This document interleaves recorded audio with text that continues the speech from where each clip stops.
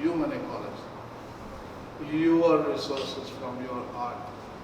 Every human is having such a rich resources, and you dig them, give them, they spring up.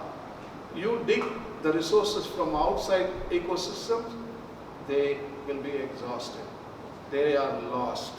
But here, love, justice, faith, hope, and charity, thousands of resources. So that is what Pope is asking. Then the principle of the common good is the best. I already told you, if all the creatures of the world work for the common good of the universe, how come one species working for the self-interest?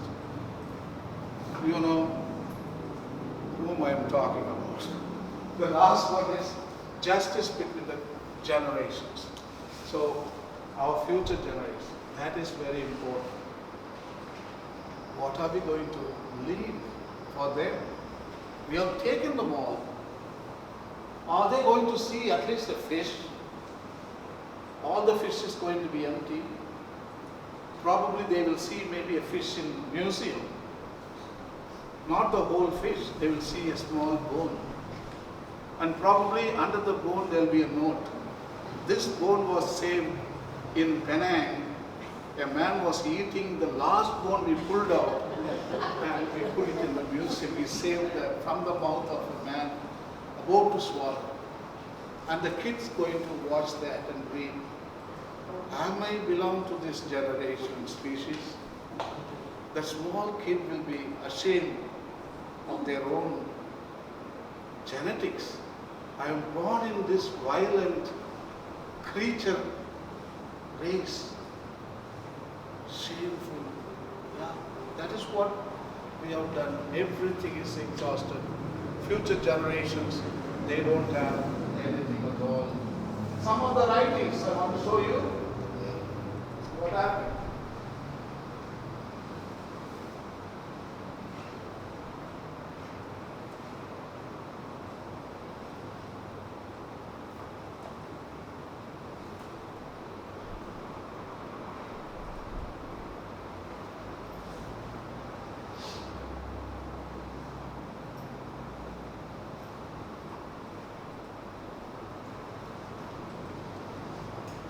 Oh, okay. 138. It cannot be emphasized enough how everything is interconnected. Time and space are not independent of one another. Not even atoms or subatomic particles can be considered in isolation. Just as the different aspects of the planet, physical, chemical, and biological, are interrelated, so too living species are part of a network which we will never fully explore and understand. A good part of our genetic code is shared by many living beings. Integral. Whole point is we are integral. Physically, chemically, biologically. We share the same DNA like adenine, guanine, thymine, cytosine. All the things what we find in a banana, they are found in human being. And whatever found in mosquito is found in human being. That's why mosquito knows that. That's why he comes and bites us. So he is the most smartest creature. He comes and tells you, we both are brothers and sisters. What is the big deal? Why do you get so mad? 139. This is the beautiful writing. See, when we speak of the environment, what we really mean is a relationship existing between nature and the society which lives in it. Nature cannot be regarded as something separate from ourselves or as a mere setting in which we live. We are part of nature, included in it, and thus in constant interaction with it. So that is the integral ecology model. The opposite is business as usual ecology model. This is human ecology.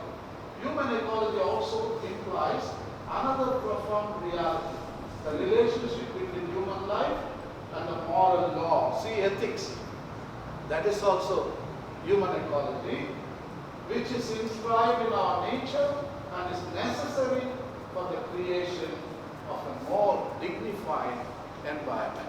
That is the contribution of human ecology. The 5th chapter, Act. We are coming to end.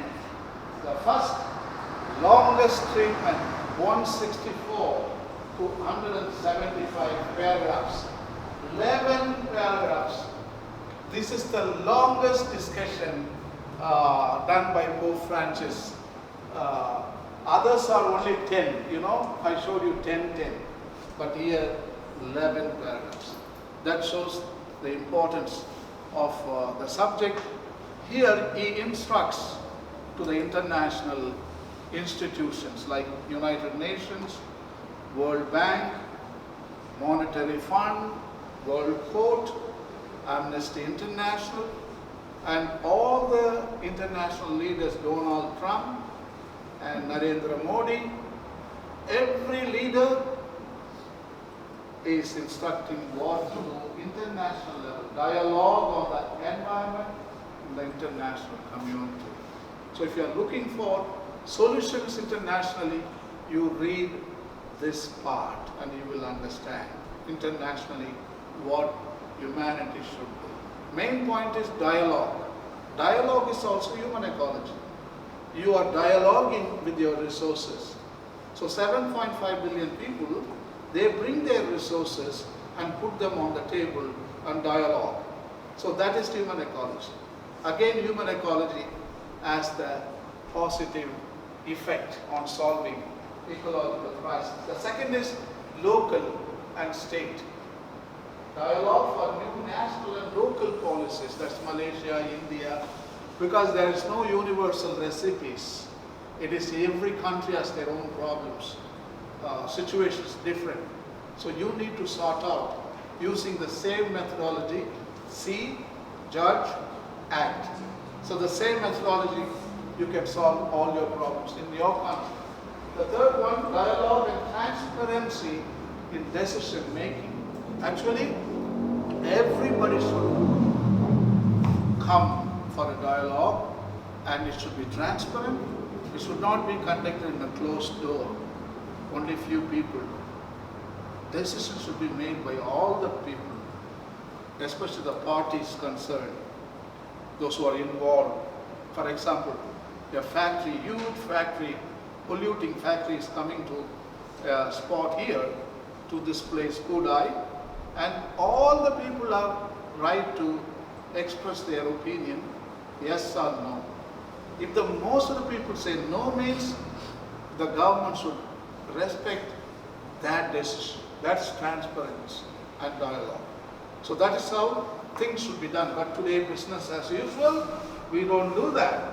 Some multinational corporation comes, some gets money and put in the pocket, and they show, go take the land and you build it. So that's how things are done. So people are going to decide what we want in our neighborhood. What development, what kind of development we are talking about.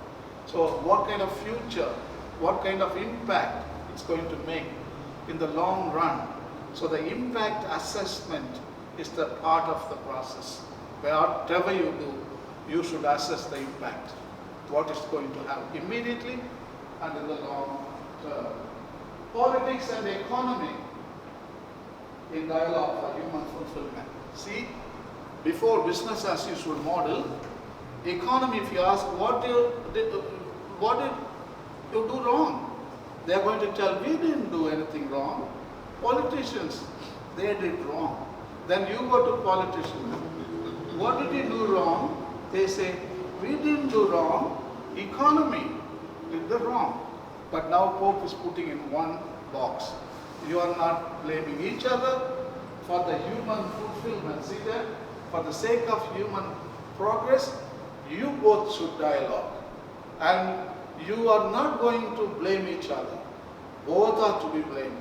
Both are to be appreciated. All right? So you are dialoguing. The last one is religions in dialogue with science. So in Christianity, 500 years, we didn't dialogue with science at all. But now, Pope is telling, science has got a lot of knowledge to offer. In other words, Here also integral. We want to integrate science because they have plenty of credible information. Why should we reject all? Bring them, even an agnostic, even a terrorist, even Al-Qaeda is welcome in order to provide some solutions to solve global problems. Every sinner, every saint, everybody we can use in solving ecological crisis. Integral, again integral. Don't leave anybody out. So this is the 5th chapter. Some quotes are here. 165, he is asking the international community to do this. We know that technology based on the use of highly polluting fossil fuels, especially coal, but also oil, and to a lesser degree gas, needs to be progressively replaced without delay until greater progress is made in developing widely accessible sources of renewable energy. So coal, fossil fuel, all should be retired. Go for renewable energy, solar, wind, geothermal, maybe nuclear, this kind of, because nuclear energy doesn't pollute, but it can cause, today technology in nuclear technologies, you can burn the whole fuel. Before, you can't, old technology, you can't burn 100%. Only 80%, 20% remain. So you need to dispose the remaining radioactive material. That was a challenge. That was dangerous. But today's technology, they promise that you can burn everything. There is nothing left out. But still, you should store the used uranium-enriched rods in a safe place.